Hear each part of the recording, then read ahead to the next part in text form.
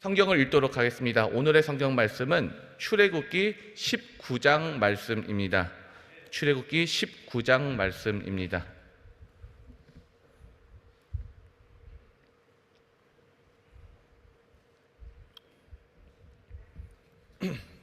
출애굽기 19장의 말씀, 함께 하나님의 말씀을 읽도록 하겠습니다. 이스라엘 자손이 애굽 땅에서 나올 때부터 제3월 곧 그때에 그들이 시내 광야에 이르니라. 그들이 르비딤을 떠나 시내 광야에 이르러 그 광야에 장막을 치되 산 앞에 장막을 치니라. 모세가 하나님 앞에 올라가니 여호와께서 산에서 그를 불러 가라사대 너는 이같이 야곱 족속에게 이르고 이스라엘 자손에게 고하라. 나의 애굽 사람에게 어떻게 행하였음가? 내가 어떻게 독수리 날개로 너희를 업어 내게로 인도하였음을 너희가 보았느니라. 세계가 다 내게 속하였나니 너희가 내 말을 잘 듣고 내 언약을 지키면 너희는 열국 중에서 내 소유가 되겠고 너희가 내게 대하여 제사장 나라가 되며 거룩한 백성이 되리라. 너는 이 말을 이스라엘 자손에게 고할지니라. 모세가 와서 백성의 장로들을 불러 여호와께서 자기에게 명하신 그 모든 말씀을 그 앞에 진술하니 백성이 일제히 응답하여 가로되 여호와의 명하신 대로 우리가 다 행하리이다. 모세가 백성의 말로 여호와께 회보하매 여호와께서 모세에게 이르시되 내가 빽빽한 구름 가운데서 내게 임함은 내가 너와 말하는 것을 백성으로 듣게 하며 또한 너를 영영히 믿게 하려 함이니라. 모세가 백성의 말로 여호와께 고하였으므로 여호와께서 모세에게 이르시되 너는 백성에게로 가서 오늘과 내일 그들을 성결케 하며 그들로 옷을 빨고 예비하여 제3일을 기다리게 하라. 이는 제3일에 나 여호와가 온 백성의 목전에 시내산에 강림할 것임이니 너는 백성을 위하여 사면으로 지경을 정하고 이르기를 너희는 삼가 산에 오르거나 그 지경을 범하지 말지니 산을 범하는 자는 정령 죽임을 당할 것이라.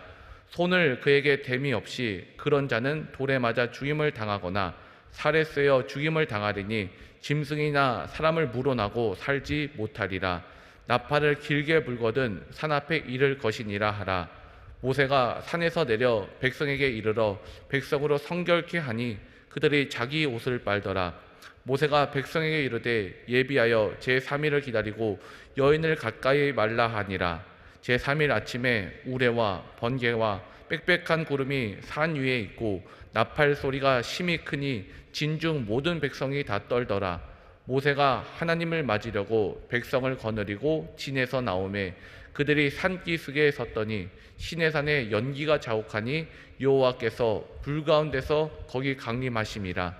그 연기가 옹기점 연기같이 떠오르고 온 산이 크게 진동하며 나팔 소리가 점점 커질 때에 모세가 말한즉 하나님이 음성으로 대답하시더라. 여호와께서 시내산 곧 그 산꼭대기에 강림하시고 그리로 모세를 부르시니 모세가 올라가매 여호와께서 모세에게 이르시되 내려가서 백성을 신칙하라. 백성이 돌파하고 나 여호와께로 와서 보려고 하다가 많이 죽을까 하노라. 또 여호와께 가까이 하는 제사장들로 그 몸을 성결히 하게 하라. 나 여호와가 그들을 돌격할까 하노라. 모세가 여호와께 고하되 주께서 우리에게 명하여 이르시기를 산 사면에 지경을 세워 산을 거룩하게 하라 하셨사온즉 백성이 시내산에 오르지 못하리이다. 여호와께서 그에게 이르시되 가라. 너는 내려가서 아론과 함께 올라오고 제사장들과 백성에게는 돌파하고 나 여호와에게로 올라오지 못하게 하라. 내가 그들을 돌격할까 하노라. 모세가 백성에게 내려가서 그들에게 고하니라. 아멘. 우리 효화행복 교재 보도록 하겠습니다. 효화행복 교재는 9월 18일 본문 나는 하나님의 소유입니다. 요절 말씀부터 보도록 하겠습니다. 시내산에 연기가 자욱하니 여호와께서 불 가운데서 거기 강림하심이라. 그 연기가 옹기점 연기같이 떠오르고 온 산이 크게 진동하며. 출애굽기 19장 18절 말씀 내용 보도록 하겠습니다. 애굽 땅에서 나온 지 석 달째 되는 초하룻날 이스라엘 백성은 시내 광야에 도착했다. 그들은 하나님의 산 앞에 진을 치고 하나님을 기다리며 그분의 현존을 맞을 준비를 했다. 하나님께서는 모세를 통해 이스라엘 백성에게 말씀을 전달하셨다.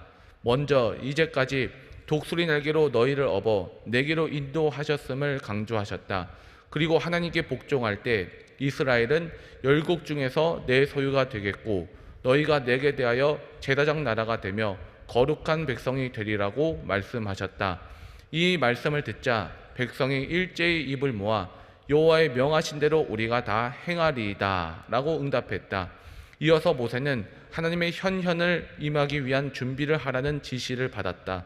마침내 셋째 날 아침이 되어 하나님께서 나타나셨다. 그리고 산봉우리에 오른 모세에게 백성이 거룩한 땅의 지경을 넘어서는 안 됨을 말씀하셨다. 오직 하나님께서 택하여 부른 자, 즉 모세와 아론만이 그 경계를 넘어 하나님께 가까이 갈 수 있었다. 죄로 더럽혀진 인간은 거룩하신 하나님께 가까이 갈 수 없다. 인간이 하나님과 교제하기 위해서는 무엇보다도 먼저 죄를 깨끗이 청산해야만 한다. 특별히 예수 그리스도의 이름으로 값없이 의롭다 하심을 얻은 성도들이 유의해야 할 것은 거듭난 후에도 계속되는 습관적인 범죄다. 습관적인 범죄는 작은 죄로 여겨지며 별것 아닌 것으로 생각되기 때문에 자칫 아무런 죄의식 없이 계속될 수 있다. 그것이 크든 작든 죄는 죄임을 잊지 말아야 한다. 그리고 성도의 범죄는 예수 그리스도를 계속해서 십자가에 못 박는 행위임을 기억해야 할 것이다. 아멘. 오늘 나는 하나님의 소유라는 제목으로 말씀의 은혜를 나누도록 하겠습니다. 오늘도 주님의 음성을 통해서 말씀의 은혜와 사랑이 넘치는 시간 되시기를 주의 이름으로 축원드립니다. 출애굽기는요, 내용에 따라서 두 단락으로 나눌 수가 있습니다. 출애굽기 1장부터 18장까지의 내용은 애굽의 탈출기예요. 애굽의 탈출기는 몸이 탈출하는 것을 말합니다. 그리고 오늘 말씀인 출애굽기 19장부터의 내용은요, 시내산 언약기입니다. 이때부터는요, 우리의 영혼이 새로운 존재가 되었다라는 것이에요. 그래서 출애굽기 19장부터는요, 몸이 탈출한 것보다 더 중요한 것, 우리가 하나님의 언약 백성이 되는 길을 말씀하고 계시는 것입니다. 그래서 우리가 생각하는 출애굽 이야기는요, 18장이면 다 끝나버리게 돼요.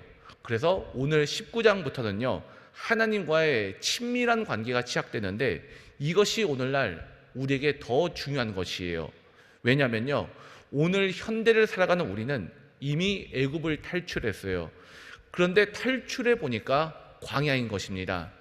애굽과 광야를 세상적인 시각으로 비교해 본다면요, 광야가 더 나쁠 수가 있어요. 먹을 것이 없죠. 또 목이 마르죠. 또 적들이 호시탐탐 노리고 있습니다. 차라리 애굽이 그리울 때가 있어요. 애굽에서는요, 시키는 일만 잘하면은 걱정이 없었거든요. 그래서 우리가 신앙생활 할 때에도 예수 믿지 않을 때가 차라리 편했다. 그런데 예수 믿고 나니까 하지 말아야 될 것도 많아지고 또 양심에 거리낌이 생기는 일들도 많아지는 거예요. 그렇다면은 이렇게 힘들 것 같은 신앙생활을 할 수 있는 길은 무엇이냐? 바로 이 광야를 지나는 핵심이 오늘 본문에 나타나 있는 것입니다. 출애굽기 19장 1절 우리 다시 한번 읽어보겠습니다. 이스라엘 자손이 애굽 땅에서 나올 때부터 제3월 곧 그때에 그들의 시내 광야에 이르느니라. 아멘. 애굽 땅에서 나온 지 3개월이 되었다라고 말씀합니다. 그동안 얼마나 많은 일들이 있었습니까? 홍해가 갈라졌죠. 또 반석에서 물이 나왔죠. 마라의 쓴물이 달아지게 되었고 엘림을 지나왔고요. 르비딤에서 아말렉과 싸웠습니다. 원문으로 봤을 때 제3월 곧 그때, 그 바로 뒤에 어떤 말이 더 포함이 되어 있거든요. 새로운 달이라는 표현이 더 포함이 되어 있습니다. 이제 그들에게는요, 새로운 날들이 펼쳐질 것이다 라는 거죠. 그런데 출애굽이 시작한 6월절로부터 3개월이 지나면요, 교회 절기상으로 봤을 때 오순절이거든요. 이 오순절에 초대교회 역사가 시작됩니다. 그래서 신약인 사도행전 2장에 오순절의 교회가 시작되는데 구약에서는 이 오순절 절기, 6월절로부터 시작해서 3개월 만에 뭐가 시작되게 되는가? 하나님의 언약이 시작되고요. 하나님의 언약을 받은 이 언약 공동체가 시작하게 되더라라는 것이에요. 그래서 구약과 신약이 하나의 동일한 패턴을 가지고 시작하고 있음을 우리가 볼 수가 있습니다. 왜 하나님은 이 오순절에 성령 강림을 허락하시고 왜 오순절에 교회가 출발하게 하셨느냐? 원래 그 시초가 오늘 말씀에 있는 것입니다. 6월절이 지나고 그 3개월 만에 하나님은 그들과 스스로 언약을 맺어주시고 그들을 하나님의 언약 백성으로 삼아 주신 것이에요. 그들이 신의 광야에 이르니라. 신의 산, 그리고 호렙산, 하나님의 산, 전부 다 같은 말이에요. 그래서 신의 광야에 이르렀다라는 말은요, 하나님께서 모세를 부르실 때 바로 신의 산에서 만나셨죠. 그러면서 모세에게 이렇게 말씀하셨어요. 내가 너의 백성을 자유롭게 할 텐데 그 증거가 뭐냐? 이 산에 네가 다시 와서 나를 예배할 것이다. 지금은 네가 혼자지만 다시 올 때는 너 혼자가 아닐 거야. 너의 모든 백성들을 다 데리고 나를 예배할 거야. 그게 바로 증거야. 하나님이 이렇게 모세에게 말씀하셨어요. 이제 그 증거가 이루어지게 되는 것입니다. 신앙은 이런 것이에요. 처음에는 말씀으로 우리에게 주어지거든요. 그런데 그 하나님의 말씀은 살아 역사하시기 때문에 현실이 되더라라는 것이에요. 그러니까 우리는 주님 주신 믿음을 살아있는 말씀으로 믿는 것입니다. 이미 이루어진 사건으로 믿는 것이에요. 그거를 믿고 걸어가면 이미 이루어진 약속을 누리면서 살 수가 있는 것이에요. 이것을 믿으시기를 바랍니다. 출애굽기 19장 2절 다시 한번 읽어보겠습니다. 2절입니다. 그들이 르비딤을 떠나 신의 광야에 이르러 그 광야에 장막을 치되 산 앞에 장막을 치니라.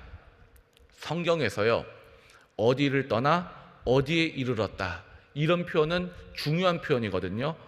르비딤을 떠나 신의 광야에 이르러. 여러분, 르비딤이 어디입니까? 출애굽기 17장 8절은 이렇게 르비딤을 소개하고 있어요. 제가 읽어드릴게요. 때에 아말렉이 이르러 이스라엘과 르비딤에서 싸우니라. 이 르비딤은요, 싸움의 장소였어요.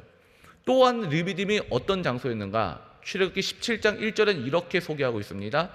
이스라엘 자손의 온 회중이 여호와의 명령대로 신 광야에서 떠나 그 노정대로 행하여 르비딤에 장막을 쳤으나 백성이 마실 물이 없는지라.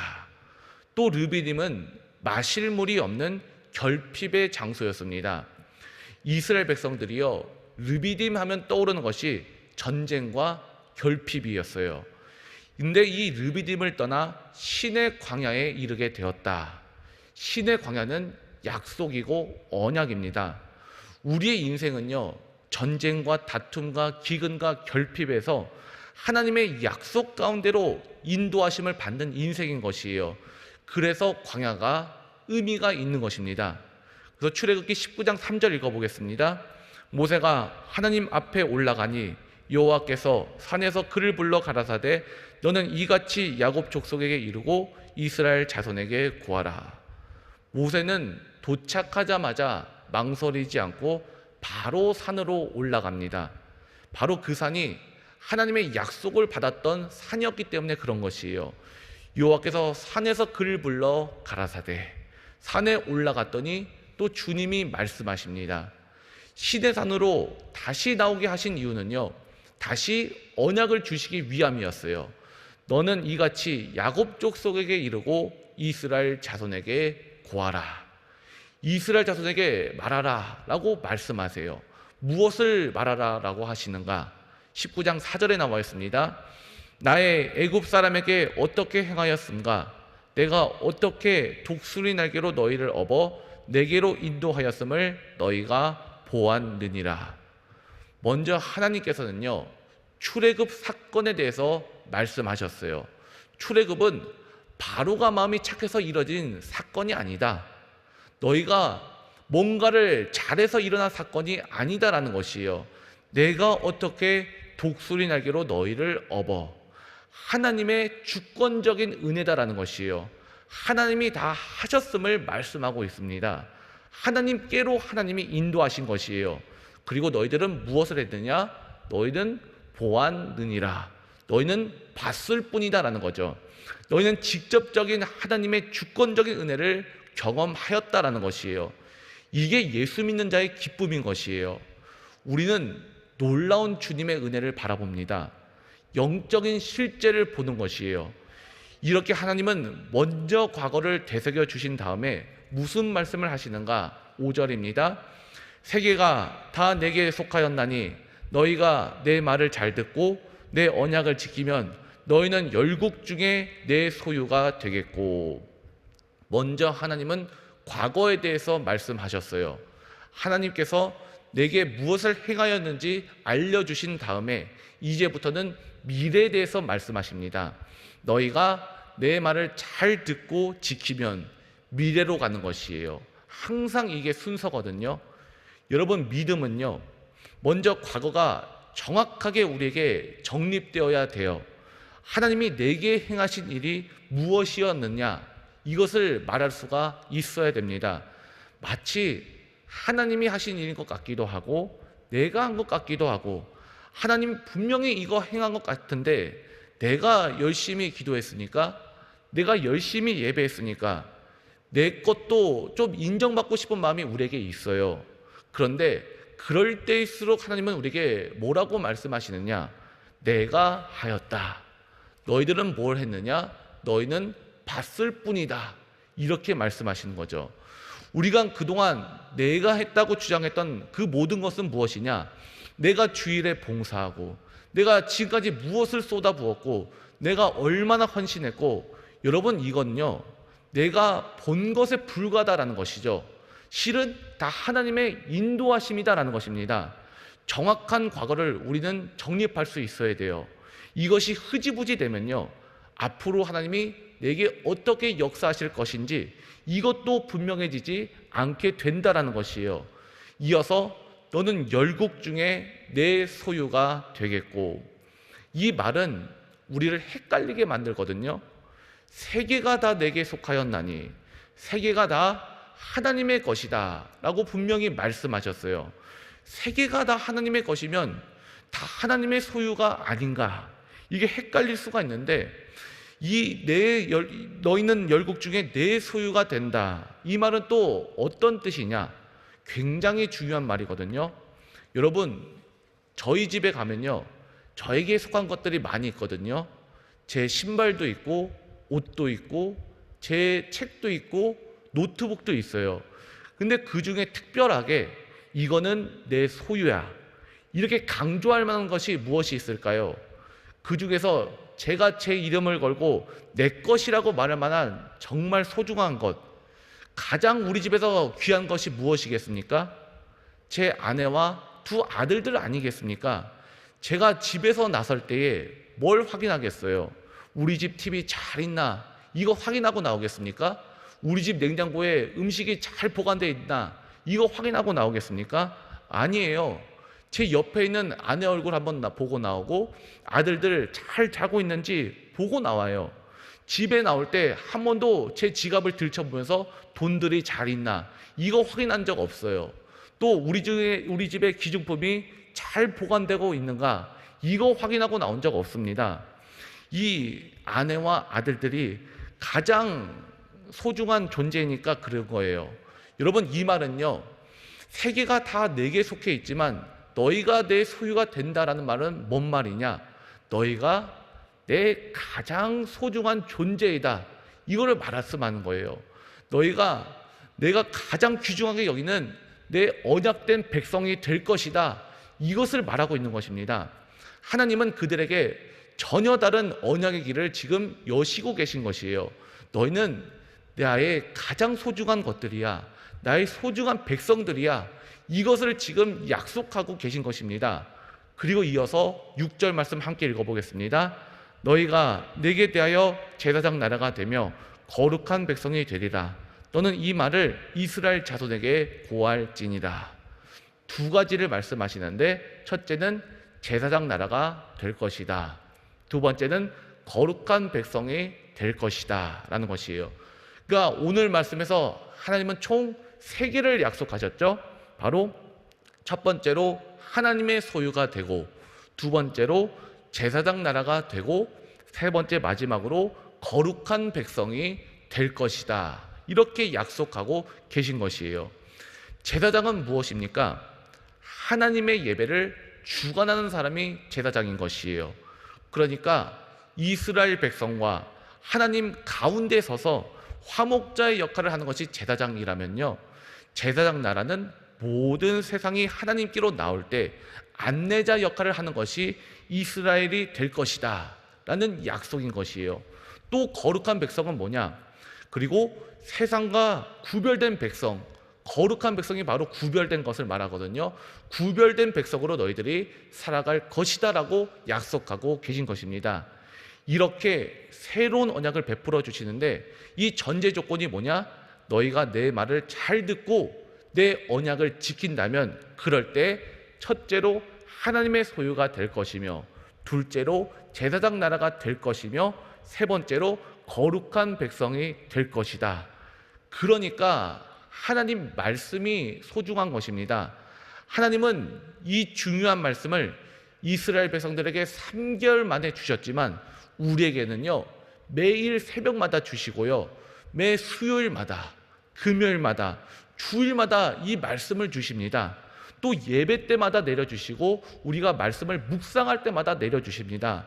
여러분, 그 약속의 말씀을 놓치지 마시기를 바랍니다.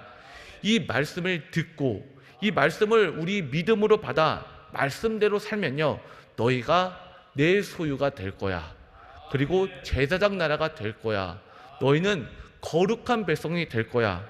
이것은 너희들이 노력해서 되는 것이 아니라 말씀이 들어와 역사하셔서 믿을 때 은혜로 이루어지게 될 것이다. 주님은 우리에게 말씀하고 계신 것입니다. 이러한 축복이 우리의 삶 가운데, 이 명절 가운데 넘치기를 주의 이름으로 축원드립니다. 기도하겠습니다. 하나님, 오늘도 생명의 말씀을 주시니 감사합니다. 우리가 이 생명의 말씀을 놓치지 않기를 원합니다. 성령의 도우심으로 말미암아 말씀이 믿어지게 하여 주시고 말씀이 깨달아지게 해주셔서 우리 삶 가운데 그 말씀이 하나님의 언약이 하나도 땅에 떨어지지 않고 성취되는 은혜를 체험케 하여 주시옵소서. 우리 가족에게 행하신 약속이 있습니다. 우리 사업장에 행하신 약속이 있습니다. 우리 삶 가운데 행하실 약속이 있습니다. 이 약속이 성취되기를 원합니다. 주님의 시간에 주님의 방법으로 모든 것이 합력해서 선을 이루어지시는 하나님의 은혜 역사가 넘쳐날 수 있도록 주여 함께 하시고 인도하여 주시옵소서. 우리를 사랑하시는 예수 그리스도 이름으로 감사하며 기도드립니다. 아멘.